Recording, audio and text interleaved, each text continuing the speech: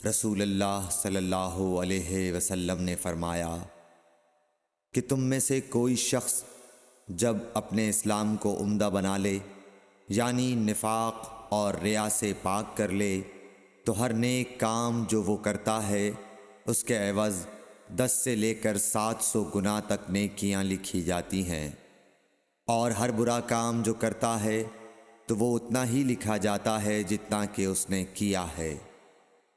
صحیح بخاری حدیث نمبر 42۔ السلام علیکم ورحمۃ اللہ وبرکاتہ۔ اللہ کے رسول کے بتائے ہوئے راستے پر چلنے کی توفیق عطا فرمائے، قرآن حدیث سننے اور اس پر عمل کرنے کی توفیق عطا فرمائے، اور جس کسی نے بھی ایک حدیث پڑھی اور آگے بڑھائی تو اللہ اس کا اجر ان کو دے گا۔